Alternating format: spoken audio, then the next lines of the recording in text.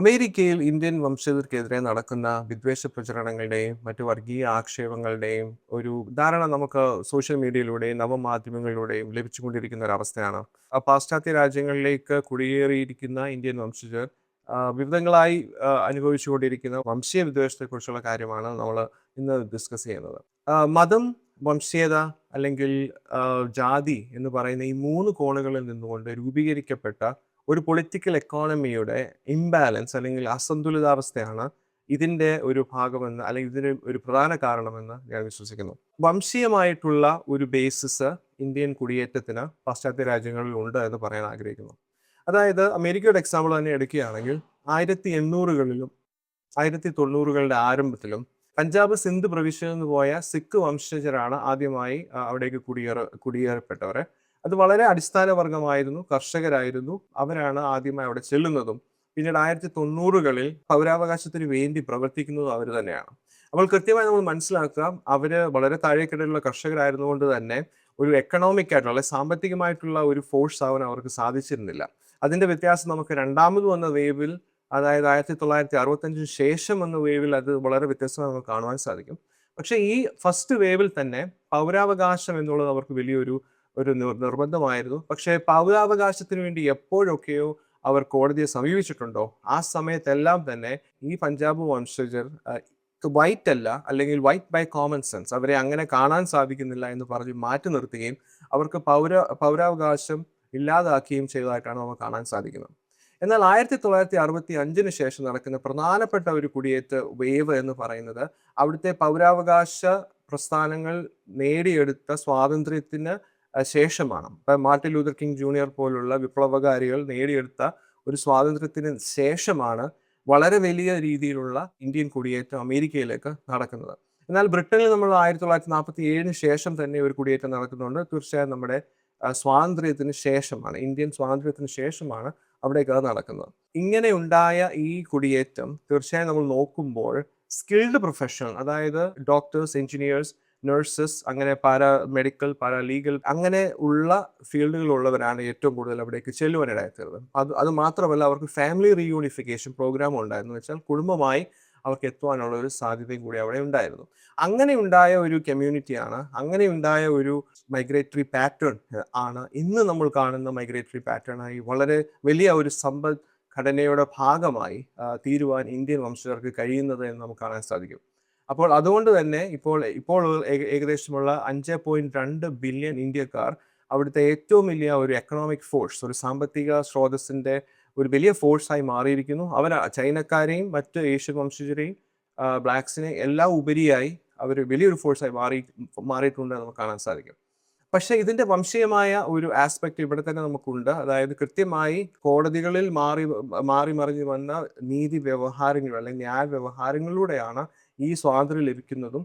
പക്ഷെ ആ ഒരു ചരിത്രം ഉള്ളത് കൊണ്ട് തന്നെ എപ്പോൾ വേണമെങ്കിലും വംശീയവൽക്കരിക്കാൻ സാധിക്കുന്ന ഒരു കമ്മ്യൂണിറ്റിയുമായി ഇന്ത്യൻസ് നിലനിൽക്കുന്നു എന്നുള്ളതാണ് വസ്തുത. എന്നാൽ നമ്മൾ രണ്ടാമതായി നമ്മൾ നോക്കുകയാണെങ്കിൽ ജാതീയത എന്ന് പറയുന്ന ഒരു ആംഗിളിൽ കൂടിയും നമ്മൾ ഇതിനെ കാണുവാനായിട്ട് ആഗ്രഹിക്കുകയാണ്. അതായത് ജാതീയത എന്ന് പറയുമ്പോൾ എക്സ്റ്റേണലുമാണ്, ഇന്റേണലുമാണ്. അതായത് പുറത്തുള്ളതും അകത്തുള്ളതുമാണ്. പുറത്തുള്ള ജാതീയതയെക്കുറിച്ചുള്ള ഡിസ്കഷൻസ് ഇപ്പോൾ നടന്നുകൊണ്ടിരിക്കുകയാണ്. അതായത് എങ്ങനെയാണ് നമ്മുടെ ജോലി, അല്ലെങ്കിൽ നമ്മുടെ തൊഴിൽ, ജോലി, നമ്മുടെ കുടുംബ പശ്ചാത്തലം, അങ്ങനെയുള്ള കാര്യങ്ങളിലൂടെ ഒരു ജാതി ശ്രേണി രൂപീകരിക്കപ്പെടുന്നത്, ഉച്ചനീചത്വങ്ങൾ രൂപീകരിക്കപ്പെടുന്നത് എന്നുള്ളത് ഇപ്പോൾ അമേരിക്കയിൽ ഒരു ഡിസ്കഷനായി തീർന്നിട്ടുണ്ട്. ഇസബൽ വിൽക്കേഴ്സന്റെ കാസ്റ്റ് പോലുള്ള പുസ്തകങ്ങൾ ലോകമെമ്പാടും ഉള്ളവർ വായിച്ചിട്ടുള്ളതാണ്. അതിൽ മനസ്സിലാക്കാൻ സാധിക്കുന്നത് വംശീയത ഒരു ഭാഷയാണ് എങ്കിൽ, റേസിസം ഒരു ലാംഗ്വേജ് ആണ് എങ്കിൽ, അതിൻ്റെ ഗ്രാമർ ജാതീയതയാണ് എന്നുള്ളതാണ്. അപ്പോൾ ഈ ജാതീയത പൊതുവെ നിലനിൽക്കുന്നു എങ്കിൽ ഇന്ത്യക്കാരുടെ ഇടയിൽ ഇത് സവർണതയിലൂടെയും വരേണ്യതയിലൂടെയുമാണ് നിലനിൽക്കുന്നത്. അപ്പൊ എങ്ങനെയാണ് ഒരു വരേണ്യത ഒരു അമേരിക്കയിലുള്ള ഒരു ഇന്ത്യക്കാരനോ അല്ലെങ്കിൽ യൂറോപ്പിലുള്ള ഒരു ഇന്ത്യക്കാരനോ നേരിടേണ്ടി വരുന്നത്, അല്ലെങ്കിൽ അവർ അതിനുവേണ്ടി പ്രവർത്തിക്കേണ്ടത് എന്നുള്ളത് നമ്മൾ മനസ്സിലാക്കേണ്ടിയിരിക്കുന്നു. വരേണ്യത അല്ലെങ്കിൽ ഡിസൈറബിലിറ്റി, നമ്മൾ ആർക്കാണ് ഡിസൈറബിൾ ആവേണ്ടത്? അതായത് വൈറ്റിന്റെയും ബ്ലാക്കിന്റെയും ഇടയ്ക്ക് പ്ലേസ് ചെയ്യപ്പെടുന്നതാണ് പലപ്പോഴും ഒരു ഇന്ത്യക്കാരൻ എന്ന് പറയുന്നത്. ഈ പാശ്ചാത്യ രാജ്യങ്ങളെല്ലാം തന്നെ, പ്രത്യേകിച്ച് അമേരിക്കയിൽ വിജയ് പ്രസാദിനെ പോലുള്ള സ്കോളേഴ്സ് ഇതിനെക്കുറിച്ച് കൃത്യമായിട്ട് എഴുതിയിട്ടുണ്ട്. അതായത് ബ്ലാക്കിൽ നിന്ന് വളരെയധികം മാറി നിൽക്കുകയും വൈറ്റിനോട് അടുത്ത് നിൽക്കുകയും ചെയ്യണം എന്നുള്ളതാണ് ഒരു ഇന്ത്യക്കാരനെ സംബന്ധിച്ചിടത്തോളം അല്ലെങ്കിൽ ഒരു ബ്രൗൺ ആയിട്ടുള്ള ആളെ സംബന്ധിച്ചിടത്തോളം ചെയ്യേണ്ടത് എന്നുള്ളതാണ് വിവക്ഷ. അപ്പോൾ അതിനു വേണ്ടി പ്രവർത്തിക്കുക അല്ലെങ്കിൽ അതിനു വേണ്ടി മുന്നിട്ടിറങ്ങുക എന്നുള്ളതാണ് പല ഇന്ത്യക്കാരും ശ്രമിക്കുക. അപ്പോൾ സവർണരായിട്ടുള്ള, അപ്പോൾ നമ്മൾ കണക്കുകൾ ശ്രദ്ധിക്കുകയാണ് എങ്കിൽ ഏകദേശം 86% ആൾക്കാരും, ഇന്ത്യയിൽ നിന്ന് പുറപ്പെടുന്നവർ, കുടിയേറുന്നവർ 86% വർണ്ണവ്യവസ്ഥയിൽ, ജാതി വ്യവസ്ഥയിലുള്ളവർ തന്നെയാണ്. പിന്നീടുള്ള 14-15% മാത്രമാണ് ദളിത് ബാക്ക്ഗ്രൗണ്ടിൽ നിന്ന് വരുന്നത്. അതിൽ തന്നെ 7% ആൾക്കാർ അവരുടെ ജീവിത കാലഘട്ടത്തിൽ ജാതീയമായിട്ടുള്ള അധിക്ഷേപങ്ങൾ അനുഭവിച്ചു, അമേരിക്കയിൽ, പാശ്ചാത്യ രാജ്യങ്ങൾ അനുഭവിക്കുന്നു എന്നുള്ളത് പറഞ്ഞിട്ടുള്ള കാര്യമാണ്.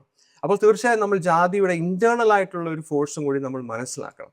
അപ്പൊ അതായത് വരനീതിക്ക് വേണ്ടി സവർണത വൈറ്റ് സുപ്രമസി അല്ലെങ്കിൽ വൈറ്റ് അധീശത്വവുമായി ചേർന്ന് പ്രവർത്തിക്കുന്നു എന്നുള്ളതാണ്.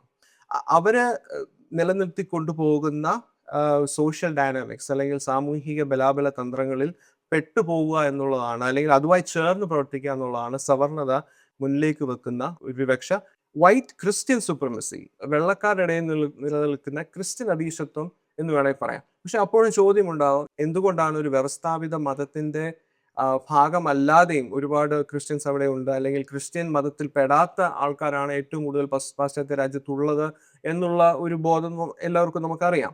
പക്ഷെ എന്നിരുന്നാലും കൊളോണിയൽ സംസ്കാരത്തിന്റെ ഭാഗമായി ഈ മതചരിത്രം അവരെ പഠിപ്പിച്ച വാല്യൂസും ഐഡിയൽസും അല്ലെങ്കിൽ അവരുടെ മൂല്യബോധങ്ങൾ ഉരുത്തിരിഞ്ഞ് വന്നിരിക്കുന്ന വിധങ്ങൾ ഇപ്പോഴും നിലനിൽക്കുന്നുണ്ട്. ഇത് സാമൂഹിക അല്ലെങ്കിൽ സോഷ്യൽ സ്പേസസിൽ പലപ്പോഴും നിലനിൽക്കുന്നത് കൊണ്ട് തന്നെ വൈറ്റ് ക്രിസ്ത്യൻ സുപ്രമസി എന്ന് വേണമെങ്കിൽ നമുക്ക് ഇപ്പോഴും പറയാവുന്നതേ ഉള്ളൂ.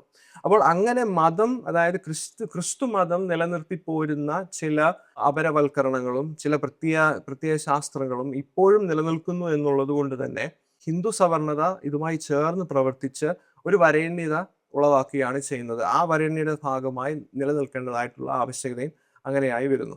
ഞാൻ അപരവൽക്കരണം എന്ന് ഞാൻ പറയുമ്പോൾ ഇപ്പോഴുണ്ടാകുന്ന ഇസ്ലാമോഫോബിയ, ഇപ്പോഴുണ്ടാകുന്ന കുടിയേറ്റ വിരുദ്ധത, ഇതെല്ലാം തന്നെ നമ്മൾ ശ്രദ്ധിക്കുമ്പോൾ ഇതിന് ഒരു ക്രിസ്ത്യൻ ബാക്ക്ഗ്രൗണ്ട് ഉണ്ട്, അല്ലെങ്കിൽ ഒരു ക്രിസ്ത്യൻ പശ്ചാത്തലം ഉണ്ടായിരുന്നു എന്നുള്ളതാണ്. ഇപ്പോൾ ഡൊണാൾഡ് ട്രംപിന്റെ കീഴിൽ നടക്കുന്ന അമേരിക്ക ഒരു ക്രിസ്ത്യൻ രാജ്യമാക്കണമെന്ന് അവർ മുന്നിട്ട് ഇറങ്ങി പ്രവർത്തിക്കുന്ന ഒരു തലം നമ്മൾ ശ്രദ്ധിക്കുമ്പോൾ അപരവൽക്കരണത്തിന്റെ ഒരു കേന്ദ്രം തന്നെയാണ്. അതുകൊണ്ട് തന്നെയാണ് അവിടെ ലീഗൽ അല്ല എന്നുള്ള ഒരു കോൺസെപ്റ്റിലേക്ക് ആളെ കൊണ്ടുവരികയും പിന്നീട് അവരെ പറഞ്ഞു വിടുകയും ചെയ്യുന്ന ഒരു സ്ഥിതിവിശേഷം ഉണ്ടായി വരുന്നത്.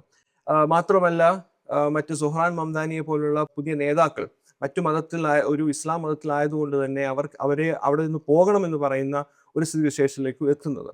ഞാൻ മുൻപ് സൂചിപ്പിച്ചതുപോലെ ക്രിസ്ത്യൻ നാഷണലിസം അല്ലെങ്കിൽ ക്രിസ്ത്യൻ ദേശീയവാദത്തെക്കുറിച്ച് നമ്മൾ സംസാരിക്കുമ്പോൾ, അല്ലെങ്കിൽ മതമൗലികവാദത്തെക്കുറിച്ച് നമ്മൾ സംസാരിക്കുമ്പോൾ 2014-ലും 2016-ലും ഇന്ത്യയിലും അമേരിക്കയിലും നടക്കുന്ന പ്രധാനമായ രാഷ്ട്രീയ മുന്നേറ്റം ശ്രദ്ധിച്ചിട്ടുണ്ടാവണം.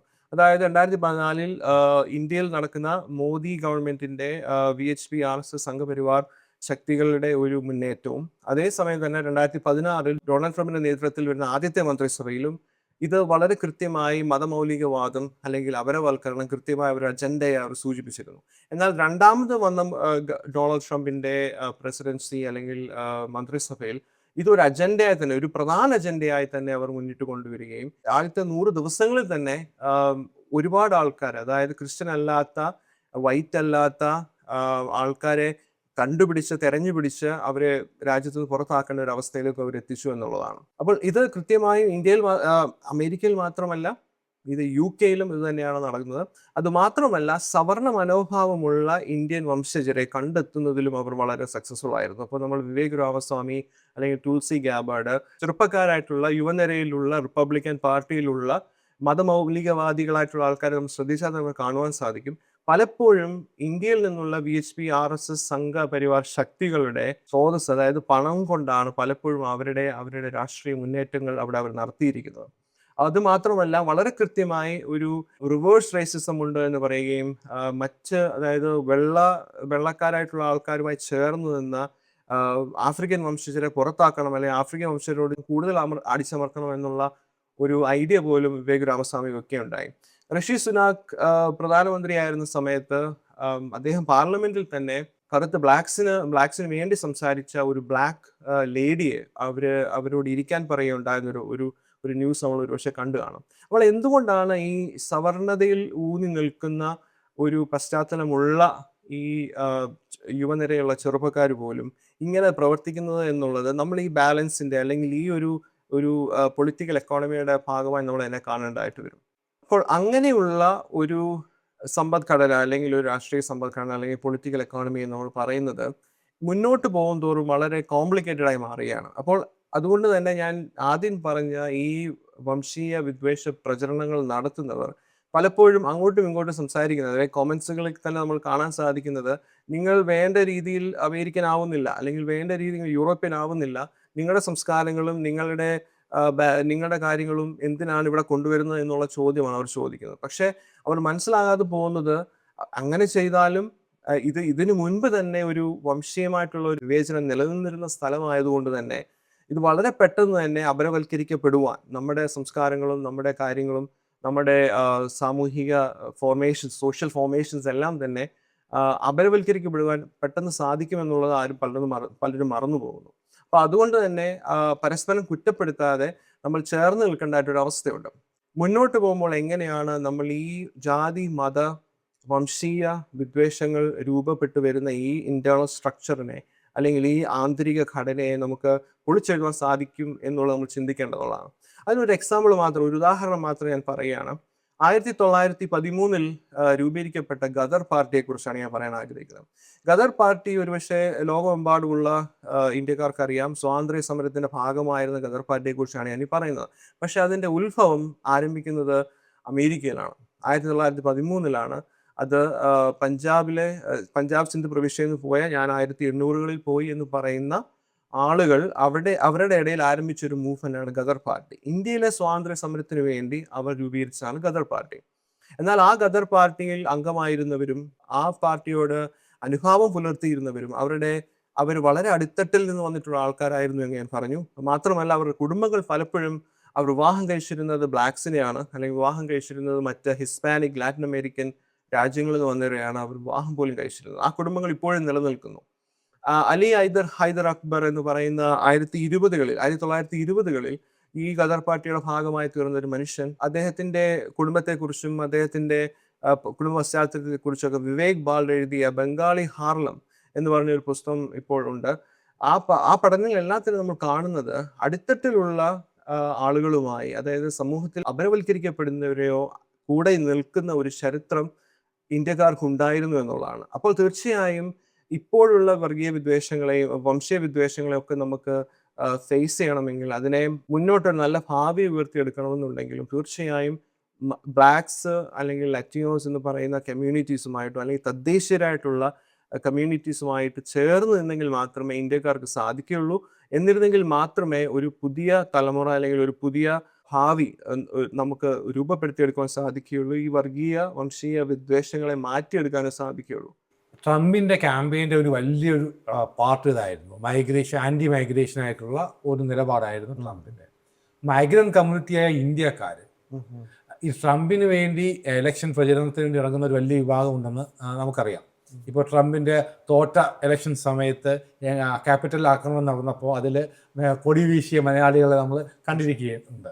അപ്പോൾ ഒരേ സമയം മൈഗ്രൻ്റായി ഒരു സമൂഹത്തിലേക്ക് എത്തിച്ചേരുകയും ആ സമൂഹത്തിൽ വലതുപക്ഷ രാഷ്ട്രീയം മൈഗ്രേഷനെതിരെ നിലപാട് സ്വീകരിക്കുമ്പോൾ എങ്ങനെയാണ് ഇന്ത്യൻ കമ്മ്യൂണിറ്റി അതിനോട് റിയാക്ട് ചെയ്യുന്നത്? ഇത് വളരെ ഒരു കോംപ്ലിക്കേറ്റഡ് ഉള്ള ചോദ്യമാണ്. നമുക്ക് പലപ്പോഴും ഇത് നമ്മൾ കോമൺ സെൻസായി ചിന്തിച്ചാൽ തന്നെ എന്തുകൊണ്ടാണ് ഇങ്ങനെ ചെയ്യുന്നത് എന്ന് നമ്മൾ ഒരുപക്ഷെ ചിന്തിച്ച് നമ്മൾ ഒരുപക്ഷെ കൺഫ്യൂസ് ആയി പോയിരിക്കാം. പക്ഷെ ഇതിൽ വ്യക്തമായിട്ടുള്ള പ്ലാനും പദ്ധതികളും ഇത് വെളിയിലും ഉണ്ട്, അകത്തുമുണ്ട്. ഇത് ഒരു പൊളിറ്റിക്കൽ എക്കോണമിയുടെ ഭാഗമായി ഇന്ത്യക്കാരെ നിലനിർത്തുന്നു എന്നുള്ളതാണ്. അതായത് നിങ്ങൾ വന്നിരിക്കുന്നത് ജോലി ചെയ്യാനാണ്, നിങ്ങൾ ജോലി മാത്രം ചെയ്യുക.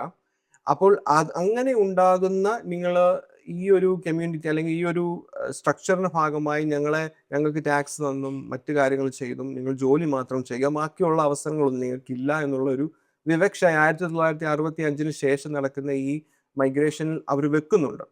അപ്പോൾ അങ്ങനെ വന്നിട്ടുള്ള ഇന്ത്യക്കാര് അങ്ങനെ സംസാരിക്കുന്നത്, നിങ്ങൾക്ക് വേറെ രീതി സംസാരിക്കാൻ പാടില്ല എന്നുള്ള ഒരു വിവക്ഷ ഓൾറെഡി ഉണ്ട്. അപ്പോൾ അങ്ങനെ ഉള്ളത് കൊണ്ടാണ് പ്രധാനപ്പെട്ട ഒരു പ്രശ്നം. രണ്ടാമത്തെ പ്രശ്നം എന്ന് പറഞ്ഞു കഴിഞ്ഞാൽ, ഇതിനിടയിൽ തന്നെ പ്രവർത്തിക്കുന്ന ഞാൻ ഈ മുൻപ് പറഞ്ഞ പോലെ ഈ ബ്ലാക്ക് വൈറ്റ് ബൈനറി ഉണ്ട്. ഈ ബ്ലാക്ക് വൈറ്റ് ബൈനറിയിലാണ് വൈറ്റ് ടോപ്പിൽ നിൽക്കുകയും ബ്ലാക്ക് ഏറ്റവും അടുത്തിട്ട് നിൽക്കുകയും അതിനിടയിൽ നിൽക്കുന്ന ഹിസ്പാനിക്കുകൾ അല്ലെങ്കിൽ ലറ്റീനോസ് എന്ന് പറയുന്നവര്, പിന്നെ ഏഷ്യക്കാരായിട്ടുള്ള ആൾക്കാർ, ഇതിനിടയിൽ എവിടെയെങ്കിലും നമ്മൾ പ്ലേസ് ആയിരിക്കണം. അപ്പോൾ ഇത് എത്രത്തോളം നമ്മൾ ഒരു ബ്ലാക്സിന്റെ ആവശ്യമായി നമ്മൾ നിലനിൽക്കുന്നു, അല്ലെങ്കിൽ ഒരു എന്താ പറയുന്നത്, അവർക്ക് വോട്ടിങ്ങിന്റെ അവകാശമുണ്ട് എന്ന് നമ്മൾ പറഞ്ഞാലോ, അല്ലെങ്കിൽ അവർ വിവേചനാത്മകമായ ഒരു സമീപനം ഗവൺമെന്റ് എടുത്താൽ അതിനുവേണ്ടി നമ്മൾ സംസാരിച്ചാലോ, അവർ അപ്പോൾ പറയും നിങ്ങൾ ബ്ലാക്സിനൊപ്പമാണ്, അല്ലെങ്കിൽ നിങ്ങൾ വൈറ്റ് അല്ലാതെ ആവുന്നു എന്നുള്ള ഒരു വിവക്ഷ അവരവിടെ വെക്കുകയാണ് ചെയ്യുന്നത്. മാത്രമല്ല ഒരുപാട് ബ്ലാക്സ് അവിടെയുള്ളവർ ഹോംലെസ്നെസ് ഫീൽ ചെയ്യുന്നവരുണ്ട്, അനുഭവിക്കുന്നവരുണ്ട്, അഡിക്ഷൻ അനുഭവിക്കുന്നവരുണ്ട്. അപ്പോൾ അവർക്ക് വേണ്ടി വെച്ചു കൊടുക്കുന്ന ടാക്സുകൾ പോലും ഇന്ത്യക്കാരിൽ നിന്ന് എടുക്കുന്നു എന്നുള്ള ഒരു മനോഭാവം അവിടെ കൊണ്ടുവയ്ക്കുകയാണ്. അപ്പോൾ ഏറ്റവും കൂടുതൽ ജോലി ചെയ്യുന്നവരും ഏറ്റവും കൂടുതൽ എക്കണോമിക് സ്വാതന്ത്ര്യം അനുഭവിക്കുന്നവരും ഇന്ത്യക്കാരായതുകൊണ്ട് തന്നെ ഏറ്റവും കൂടുതൽ ടാക്സ് ഓഫർ ചെയ്യാൻ സാധിക്കുന്നത് ഇന്ത്യക്കാരാണ്. അപ്പോൾ ഇതെല്ലാം നമ്മുടെ പണമെല്ലാം ഒരു വിഭാഗം ആൾക്കാർ കൊണ്ടുപോകുന്നു എന്ന് പറഞ്ഞ് ഒരു പൊതുധാരണ, ഒരു തെറ്റിദ്ധാരണ ഉളവാക്കുകയും അങ്ങനെ ഭിന്നിപ്പിക്കുകയും ചെയ്യുന്ന ഒരു രാഷ്ട്രീയമാണ് ഇപ്പോൾ അവിടെ ഉള്ളത്. അമേരിക്കയിലേക്ക് ഉണ്ടായ മൈഗ്രേഷൻസിൽ എങ്ങനെയാണ് മലയാളികൾ പ്ലേസ് ചെയ്യപ്പെടുന്നത്? മലയാളി സമൂഹം പ്രധാനമായും ഇപ്പം ഷേബ മാത്യു ജോർജ് എന്ന് പറയുന്ന ഒരാൾ എഴുതിയൊരു പുസ്തകമുണ്ട്, വെൻ നേഴ്സസ് കം ഫസ്റ്റ് എന്ന് പറയുന്ന ഒരു പുസ്തകമുണ്ട്. അതിൽ തന്നെ കൃത്യമായി നമ്മൾ പറയുന്നു, ഞാൻ മുൻപ് സൂചിപ്പിച്ച പോലെ 1965 ശേഷം ഉണ്ടായ മാറ്റങ്ങളിലാണ് അതായത് ഒരു പ്രത്യേക തൊഴിൽ ഉള്ള ആൾക്കാർ, അതായത് പ്രധാനമായും മെഡിക്കൽ പ്രൊഫഷണലുള്ള ആൾക്കാർ കൂടുതലായി അമേരിക്കയിലേക്ക് വരുവാനുള്ള ഇടയായി തീർന്നത്.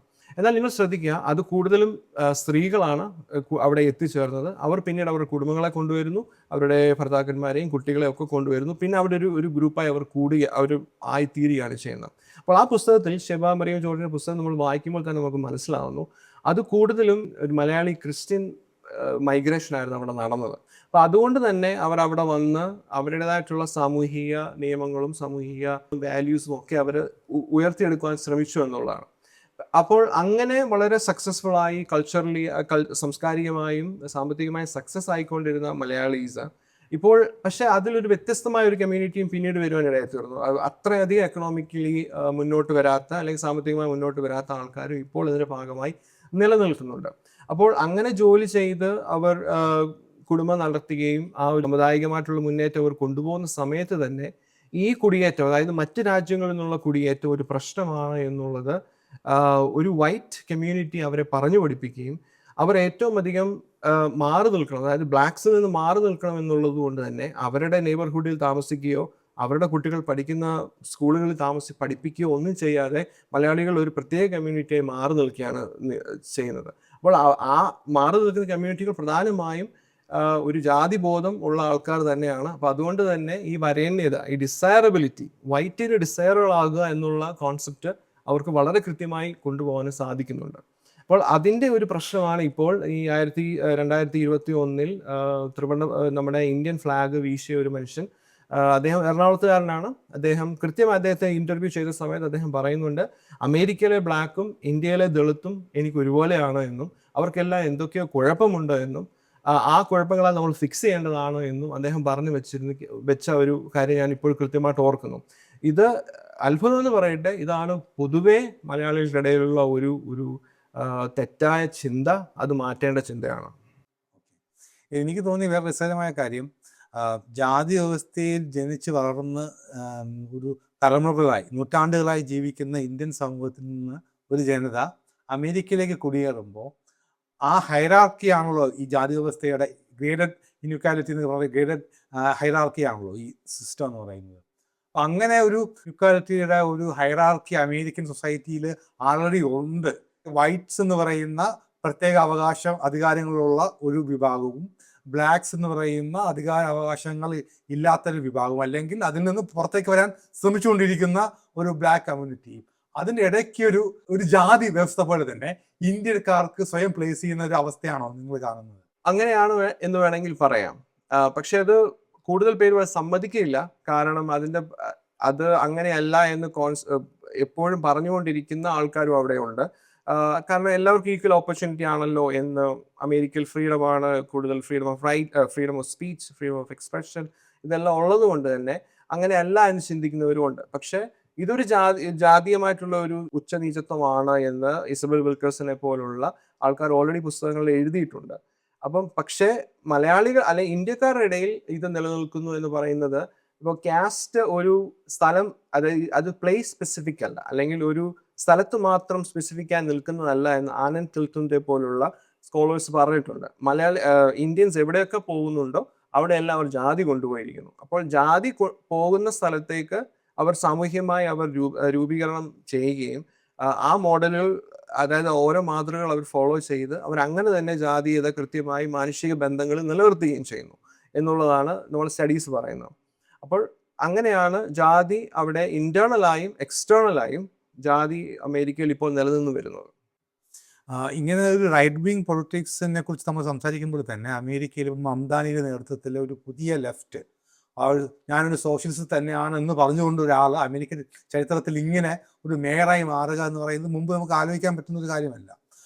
അങ്ങനെയുള്ള ആ മംദാനിയുടെ ഒരു സ്ട്രോങ് ഹോൾഡ് എന്ന് പറയുന്നത് അവിടുത്തെ മൈഗ്രന്റ് കമ്മ്യൂണിറ്റിയും കൂടെ ഉണ്ട്. മുസ്ലിങ്ങൾ ഉൾപ്പെടെ സൈനിസത്തെ എതിർക്കുന്ന ജൂത വിഭാഗം മംദാനിയുടെ കൂടെ ഉണ്ട്. ഇന്ത്യൻ വിഭാഗം ഈ മംദാനി പോലുള്ള പുതിയ ലെഫ്റ്റ് മൂവ്മെന്റുകളോട് കൂടി നിൽക്കുന്നുണ്ടോ? എങ്ങനെയാണ് അവിടെ സംഭവിക്കുന്നത്? സൊഹ്റാൻ മംദാനി ഒരു ഒരു വളരെ വലിയ ഒരു പ്രശ്നവൽക്കരിക്കപ്പെട്ട ഒരു മനുഷ്യനാണ്. കാരണം അദ്ദേഹം ഇന്ത്യക്കാരനാണോ ആഫ്രിക്കക്കാരനാണോ, അദ്ദേഹം മുസ്ലിം ആണോ ഹിന്ദു ആണോ എന്നൊന്നും മനസ്സിലാകാത്ത ഒരു അവസ്ഥ ഇന്ത്യക്കാരുടെ ഇടയിൽ തന്നെ ഉണ്ടായിരുന്നു. അപ്പോൾ അദ്ദേഹം ഉഗാണ്ട ജനിച്ച മനുഷ്യനാണ്. എന്നാൽ വളരെ നാളുകൾക്ക് മുമ്പ്, തലമുറകൾക്ക് മുൻപ് തന്നെ ആഫ്രിക്കയിലേക്ക് പോയി അവിടെ ജനിച്ച് വളർന്ന് അവരുടെ തലമുറകൾ അവിടെ നിന്നിട്ട് പിന്നീട് അമേരിക്കയിലേക്ക് വന്ന മഹ്മൂദ് മംദാനി എന്ന് പറയുന്ന ഒരു പ്രൊഫസറുടെയും മീരാ നായരുടെയും മകനാണ് സൊഹ്റാൻ. അപ്പോൾ അദ്ദേഹത്തിന്റെ ബാക്ക്ഗ്രൗണ്ട് തന്നെ ആദ്യമായി ഇന്ത്യക്കാർക്ക് മനസ്സിലായില്ല. സോഷ്യലിസം എന്ന് പറയുന്നതിന് കോൾഡ് വാറുമായി ബന്ധപ്പെട്ട ഒരു വലിയ ചരിത്രം അമേരിക്കയിലുണ്ട്. അപ്പോൾ കോൾഡ് വാർ പൊളിറ്റിക്സ് എന്ന് പറയുന്നത് അതായത് സോവിയറ്റ് റിപ്പബ്ലിക്കിനെ താഴെ ഇറക്കാൻ വേണ്ടി അമേരിക്കക്കാർ വളരെ നാളുകളാണ് നടത്തുന്ന ശീതസമര യുദ്ധത്തിന്റെ ഒരു ചരിത്രം അമേരിക്കയിലുണ്ട്. എന്താണോ അങ്ങനെ ലെഫ്റ്റ് ആയിട്ട് നിൽക്കുന്നത് അതെല്ലാം കമ്മ്യൂണിസമാണോ എന്നും അതെല്ലാം നമ്മൾ നശിപ്പിക്കപ്പെടേണ്ടതാണോ എന്നുള്ള ഒരു ചരിത്രം അല്ലെങ്കിൽ ഒരു പൊതുബോധമാണ് അമേരിക്കയിൽ പൊതുവെ ഉള്ളത്. അപ്പോൾ അതുകൊണ്ട് തന്നെ അമേരിക്കക്കാർ ഇതിനെ എതിർത്തത് ഇതൊരു കമ്മ്യൂണിസ്റ്റുകാരനാണ്, അല്ലെങ്കിൽ ഒരു ലെഫ്റ്റ് എന്ന് പറയുന്നത് നമ്മൾ പഴയ സോവിയറ്റ് യൂണിയന്റെ ഒരു ഭാഗമായി നിൽക്കുന്ന മനുഷ്യനാണെന്നൊക്കെ പറഞ്ഞാണ് അദ്ദേഹത്തെ മാറ്റി നിർത്തിയത്. പക്ഷേ ഇത് കൃത്യമായി അദ്ദേഹത്തിന്റെ കുടുംബ പശ്ചാത്തലമോ അദ്ദേഹത്തിന്റെ കുടിയേറ്റ പശ്ചാത്തലമോ മനസ്സിലാകാതെയോ അദ്ദേഹത്തിന്റെ പൊളിറ്റിക്സ് മനസ്സിലാകാതെയാണ് ഈ കാര്യങ്ങൾ ആൾക്കാർ ചെയ്തത്. പക്ഷെ ഇപ്പൊ തന്നെ നമുക്ക് കാണാൻ സാധിക്കും, ഏകദേശം $8 ബില്യൺ ഡെഫിസിറ്റിൽ കടന്ന ഒരു സിറ്റിയെ, ന്യൂയോർക്ക് സിറ്റിയെ അദ്ദേഹം 0 ഡെഫിസിറ്റിലേക്ക് കൊണ്ടുവന്നു എന്നുള്ളതാണ് ചുരുങ്ങിയ നാളുകൾക്കുള്ളിൽ തന്നെ. അതായത് അത് കൃത്യമായ അദ്ദേഹത്തിന്റെ രാഷ്ട്രീയ പശ്ചാത്തലവും അദ്ദേഹത്തിന്റെ പ്രത്യയശാസ്ത്രം കൊണ്ടാണ്, അദ്ദേഹത്തിന്റെ തീരുമാനങ്ങൾ കൊണ്ടുമാണ്. അപ്പോൾ അദ്ദേഹത്തെക്കുറിച്ച് ആളുകൾ ചിന്തിച്ചു, അദ്ദേഹം എന്താണെന്നുള്ളതിനും വ്യക്തമായിട്ടുള്ളൊരു ഒരു അടിവരയിട്ട ഒരു തീരുമാനം ഇപ്പോൾ ആയിട്ടുണ്ട്. അത് മാറുമെന്നാണ് എനിക്ക് വിചാരം. അപ്പോൾ ഈ അതിദേശീയത ഇന്ത്യൻ കമ്മ്യൂണിറ്റിക്കകത്ത് എങ്ങനെയാണ് വളരുന്നതിനെ കുറിച്ച് പറയാമോ? ഹിന്ദു നാഷണലിസം കൃത്യമായി ക്രിസ്ത്യൻ നാഷണലിസവുമായി ചേർന്ന് പ്രവർത്തിക്കുന്നു എന്നുള്ളതാണ് നമുക്ക് അമേരിക്കയിൽ കാണാൻ സാധിക്കുന്നത്. പക്ഷെ അത് പുറത്തു നിന്ന് നോക്കുമ്പോൾ നമുക്ക് അത്ര ഒബ്വിയസ് അല്ല, അല്ലെങ്കിൽ നമുക്ക് അങ്ങനെയാണ് എന്ന് നമുക്ക് കാണാൻ സാധിക്കില്ല. പക്ഷെ തീർച്ചയായും VHP, RSS, സംഘപരിവാർ ശക്തികൾ വളരെ വലിയ രീതിയിൽ ഫണ്ട് അവിടെ നിന്ന് റേസ് ചെയ്തിട്ടുണ്ട്. ഞാൻ മുൻപ് പറഞ്ഞ പോലെ തന്നെ ഈ തുളസി ഗാബാർഡ് അല്ലെങ്കിൽ വിവേക് രാമസ്വാമി അവരുടെ ഈ പൊളിറ്റിക്കൽ ക്യാമ്പയിന് തന്നെ ഏകദേശം $4,50,000 VHP സംഘപരിവാർ ശക്തികൾ ഫണ്ട് റേസ് ചെയ്ത് കൊടുത്തിട്ടുള്ളത്. അപ്പോൾ അത് എങ്ങനെയാണെന്ന് വെച്ചാൽ, തീർച്ചയായിട്ടും ഇപ്പോൾ ഈ നമ്മൾ അടിത്തട്ടിൽ, അതായത് ഒരു ജോലി സ്ഥലത്ത് ഒരു ഹിന്ദുവും ഒരു മുസ്ലിമും ഒരു ബുദ്ധിസ്റ്റോ ഒക്കെ വർക്ക് ചെയ്യുന്ന സമയത്ത് അവിടെ അവർ നേരിടുന്ന ഒരു പ്രശ്നമുണ്ട്. അവിടെ ഇന്റേണൽ പൊളിറ്റിക്സ് അവിടെ നേരിടുന്നുണ്ട്. അപ്പോൾ അമേരിക്കയുടെ പൊതുവെയുള്ള റേഷ്യൽ പൊളിറ്റിക്സ് അല്ലെങ്കിൽ വംശീയ രാഷ്ട്രീയത്തിന്റെ ഒരു പ്രതിഫലനം അവിടെ അവരുടെ മൈക്രോ ലെവലിലും കാണാൻ സാധിക്കും. അപ്പോൾ അവിടെ ആരാണ് കൂടുതൽ ഒരു വൈറ്റ് ക്രിസ്ത്യൻ പെർസ്പെക്റ്റീവായിട്ട്, അല്ലെങ്കിൽ അമേരിക്കയ്ക്ക് ബോധ്യമുള്ള രീതിയിൽ അവർക്ക് പരിചിതമായ രീതിയിൽ പ്രവർത്തിക്കുന്ന ആരാണോ അവർക്ക് കൂടുതൽ വരേണ്ടത് അല്ലെങ്കിൽ ഡിസാർബിലിറ്റി കിട്ടുകയും, എന്നാൽ ഒരു മുസ്ലിം വംശജനായ മനുഷ്യൻ അദ്ദേഹത്തിന്റെ പ്രാർത്ഥനകളും അദ്ദേഹത്തിന്റെ ആചാരങ്ങളും അദ്ദേഹത്തിന്റെ രീതികൾ ഒരുപക്ഷെ ഇഷ്ടപ്പെടാതെ വരികയും അത് അപരവൽക്കരിക്കപ്പെടുകയും ചെയ്യുന്നു. അപ്പോൾ ഹിന്ദു മതവിശ്വാസികൾ ഇപ്പോൾ അവിടെ ചെയ്യുന്നത് പൊതുനിരത്തിലേക്ക് അവരിറങ്ങുകയാണ്. പൊതുനിരത്തിലേക്ക് അവരിറങ്ങി അവരുടെ ജാഥകളും അവരുടെ ആരാധന മൂർത്തികളെ കൊണ്ടുപോവുകയും ഇന്ത്യയിൽ ചെയ്തതുപോലെ തന്നെ അവർ അവിടെയും ചെയ്യുകയാണ്. പക്ഷെ അതിൽ കൂടുതലും വംശീയ വിദ്വേഷം അല്ലെങ്കിൽ വർഗീയ വിദ്വേഷം അതിൽ കൊടുക്കുന്നത് ഈ വെള്ളക്കാരായിട്ടുള്ള ആൾക്കാരാണ്. ഈ വീഡിയോസ് എല്ലാം തന്നെ നമ്മൾ കാണുമ്പോഴും അതിൽ വെള്ളക്കാരാണ് പറയുന്നത്, "ഓ, ഇതിപ്പോ അമേരിക്ക അല്ല, ഇതിപ്പോ ഇന്ത്യയാണ്. ഇതിനു വേണ്ടി നമ്മൾ എന്തെങ്കിലും ചെയ്തേ പറ്റുകയുള്ളൂ" എന്നോ. പക്ഷെ അത് ഇന്ത്യക്കാർ അത് മനസ്സിലാക്കാതെ അത് ഒരുപക്ഷെ അവരെന്നെ ചിലപ്പോൾ മുസ്ലിമായി വിചാരിച്ചത് കൊണ്ടായിരിക്കാം, അല്ലെങ്കിൽ ഞാൻ മറ്റൊരാളാന്ന് വിചാരിച്ചത് കൊണ്ടായിരിക്കാം എന്നോട് ഇങ്ങനെ ഇടപെടുന്നത് എന്ന് അവര് ചിന്തിച്ചു പോവുകയും ഞാൻ അങ്ങനെയൊന്നും അല്ല. ഇപ്പം വിവേക് രാമസ്വാമി തന്നെ പറയുന്നുണ്ട്, ഞാൻ ഹിന്ദു സപ്പോർട്ടറാണ്. ആർക്ക്? ഒരു ജൂഡിയോ ക്രിസ്ത്യൻ വാല്യൂസിന് വേണ്ടി സംസാരിക്കുന്ന ഹിന്ദു സപ്പോർട്ടറാണെന്ന് വിവേക് രാമസ്വാമി പറയാണ്. എന്നാൽ ഈ അടുത്ത ഇടയ്ക്ക് തന്നെ ഒരു റിപ്പബ്ലിക്കൻ മീറ്റിംഗിൽ അദ്ദേഹം പറഞ്ഞപ്പോൾ, ഞാൻ ഒരു ഹിന്ദുവാണ്, പക്ഷെ ഞാൻ ഒരു ക്രിസ്ത്യാനിറ്റിയുടെ ഫാനാണെന്ന് പറയുമ്പോൾ ഒരു വെള്ളക്കാരനായ ഒരു സ്റ്റുഡന്റ് എഴുന്നേറ്റ് എന്ന് പറയുന്നു, അല്ല, നീ ഇന്ത്യക്കാരനാണ്, നീ ഹിന്ദുവാണ്, നീ ഒരിക്കലും ഇവിടെ വെൽക്കം അല്ല എന്ന് വിവേകിനോട് പറയുകയും വിവേക് അത് വിഷമിക്കുകയും ചെയ്യുന്നതായിട്ടുള്ള ഒരു വീഡിയോ ഇപ്പോൾ നിലവിലുണ്ട്. അപ്പോൾ തീർച്ചയായിട്ടും ഇത് ബലാബലങ്ങളെ നിയന്ത്രിക്കുന്ന, അല്ലെങ്കിൽ ഡൈനാമിക്സിനെ നിയന്ത്രിക്കുന്ന ഒരു കാര്യമായി മാറുകയാണ്. എന്നാൽ ശക്തി കാണിക്കുവാൻ വേണ്ടി മോദിയോടൊപ്പവും ട്രംപിനോടൊപ്പവും നിൽക്കുകയും സ്വാധീനം ചെലുത്തുവാൻ വേണ്ടി അങ്ങനെ ചെയ്യുകയും, എന്നാൽ ഇന്റേണൽ പൊളിറ്റിക്സിലേക്ക് വരുമ്പോൾ അവർക്ക് അങ്ങനെ കഴിയാതെ വരികയും ചെയ്യുന്നു. അപ്പോൾ വളരെ കോംപ്ലിക്കേറ്റഡ് ആയിട്ടുള്ള ഒരു ഫീലിംഗ് ആണ് ഇപ്പോൾ അവിടെ ഉള്ളത്. മക്കളെ വിദ്യാഭ്യാസത്തിന്റെ റെസ്പോൺസിബിലിറ്റിയും ഒക്കെ ഏറ്റെടുക്കുന്ന ഒരു ഫാമിലി സ്ട്രക്ചറോട് കൂടിയാണ് ഇന്ത്യക്കാർ മൈഗ്രേറ്റ് ചെയ്യുന്നത്. അതുകൊണ്ട് മക്കളെ വിദ്യാഭ്യാസത്തിന് വേണ്ടി വളരെയധികം ഇൻവെസ്റ്റ് ചെയ്തിട്ടുള്ള ഒരു കമ്മ്യൂണിറ്റി കൂടിയാണ്. ആ കമ്മ്യൂണിറ്റിയുടെ സെക്കൻഡ് ജനറേഷൻ, തേർഡ് ജനറേഷൻ എത്തിയപ്പോൾ എന്താ പറ്റിയത്? ഏറ്റവും നല്ല വിദ്യാഭ്യാസത്തോടു കൂടി ഇറങ്ങിയ ഒരു ഇന്ത്യൻ വംശജനുണ്ടായി വന്നപ്പോൾ അവർക്ക് ഏറ്റവും ബെസ്റ്റ്, ഇപ്പോൾ ഗൂഗിളിന്റെ തലവനായിട്ട് മാറുക, അല്ലെങ്കിൽ വലിയ വലിയ IT സെക്ടറിന്റെ സോഫ്റ്റ്വെയർ കമ്പനികളുടെ തലവനായി മാറുക, രാഷ്ട്രീയത്തിൽ തന്നെ വലിയ പൊസിഷനിലേക്ക് എത്താൻ പറ്റുന്ന രീതിയിലേക്ക് മാറുക എന്ന് പറയുന്നത്, ഇത് ഇന്ത്യൻ കമ്മ്യൂണിറ്റിക്ക് ഒരു സ്പെഷ്യാലിറ്റി അല്ലേ? ഒരുപക്ഷെ നമ്മൾ അങ്ങേയറ്റം പിന്തിരിപ്പുന്ന ആശയങ്ങൾ പുതിയ തലമുറയിലേക്ക് എത്തിക്കൊടുക്കാൻ ഇത് കാരണമാകുന്നു. ഒപ്പം തന്നെ സാമ്പത്തികമായിട്ടും സാമൂഹികമായിട്ടും ഹയർ ലെവലിലേക്ക് പോകാൻ അത് അവരെ സഹായിച്ചിട്ടില്ലേ? തീർച്ചയായും സഹായിച്ചിട്ടുണ്ട്. തീർച്ചയായിട്ടും അമേരിക്കയിൽ ഇന്ത്യക്കാർ ഒരു വലിയ, ഞാൻ മുൻപ് പറഞ്ഞ പോലെ തന്നെ ഒരു വലിയ സാമ്പത്തിക ശക്തിയായി മാറിക്കഴിഞ്ഞു. അതിപ്പോൾ സിലിക്കൺ വാലിയിൽ ഏകദേശം 80% കമ്പനികളുടെയും സോഫ്റ്റ്വെയർ കമ്പനികളുടെയും തലപ്പത്തിരിക്കുന്നത് ഇന്ത്യക്കാരാണ്. അപ്പോൾ ഇന്ത്യക്കാർക്ക് തീർച്ചയായിട്ടും അങ്ങനെയുള്ള അതിപ്പം പഠനത്തിൽ അവർ വളരെയധികം ഫോക്കസ് ചെയ്യുന്നുണ്ട്. അതായത് കൂടുതൽ പേരും ഡോക്ടേഴ്സ് ആവണം, എഞ്ചിനീയേഴ്സ് ആവണം, ലോയേഴ്സ് ആവണം. ഇങ്ങനെ തന്നെയാണ് പൊതുവെ ഇന്ത്യക്കാരെല്ലാം തിരഞ്ഞെടുക്കുന്ന കരിയേഴ്സ് അത് തന്നെയാണ്. അതുകൊണ്ട് തന്നെ വളരെ വലിയൊരു ശക്തി തന്നെയാണിത്. പക്ഷെ ഈ പിന്തിരിപ്പനായി ഇത് ഒരുപക്ഷെ അവർ കാണുകയില്ല എന്നുള്ളതാണ്. ഇപ്പോൾ ഇവരുടെ വിശ്വാസം എന്ന് പറയുന്നത് ഇവരുടെ ഈ എക്കണോമിക് സക്സസുമായി ചേർന്ന് പോകുന്നു എന്ന് പലപ്പോഴും കാണാൻ സാധിക്കും. ഇപ്പൊ അവിടുത്തെ ഒരു ക്രിസ്ത്യൻ കമ്മ്യൂണിറ്റി ഏകദേശം 20% താഴെയാണ് ക്രിസ്ത്യൻ കമ്മ്യൂണിറ്റീസ് നമ്മൾ നോക്കുകയാണെങ്കിൽ അവർ ഏറ്റവും കൂടുതൽ അവർ പള്ളികളിൽ പോകുന്നവരായിരിക്കും. ഏകദേശം 85%-ഓളം, ഈ 20%-ൽ 85% എല്ലാ ആഴ്ചകളിലും പള്ളികളിൽ പോകുന്നവരാണ്. അവർ ആരാധനാലയവുമായി ബന്ധപ്പെട്ട ആൾക്കാരാണ്. അവരുടെ ഇടയിലാണ് ഏറ്റവും കൂടുതൽ ഡോക്ടേഴ്സും എഞ്ചിനീയേഴ്സും എല്ലാവരും ഉള്ളതും. അപ്പൊ കൃത്യമായി ഈ രാഷ്ട്രീയ മത അജണ്ടകൾ ഫോളോ ചെയ്തുകൊണ്ട് തന്നെ അവർക്ക് സക്സസ് ആകാൻ അവർക്ക് സാധിക്കും എന്നുള്ള ഒരു ഫോർമുല അവർ കണ്ടുപിടിച്ചു കഴിഞ്ഞു. അപ്പോൾ അതുകൊണ്ട് തന്നെ ഇതിൽ നിന്ന് ഇളകി വരുവാൻ, അല്ലെങ്കിൽ ഒരു വിദ്യാബോധത്തിന്റെ ബേസിലാണ് എന്നും ഇത് അപരവൽക്കരണമാണ് എന്നും അവർ മനസ്സിലാക്കി അതിൽ നിന്ന് അവരെ അടർത്തിയെടുക്കാൻ വളരെയധികം പ്രയാസമുള്ള ഒരു കാര്യമാണ്. അത് ഞാൻ മുൻപ് പറഞ്ഞ പോലെ തന്നെ ഓൾറെഡി സെറ്റായിട്ടുള്ള ഒരു ഫോർമുല ഇവർക്ക് വെച്ചു കൊടുത്തിട്ടുണ്ട് അമേരിക്ക. അതായത് നിങ്ങൾ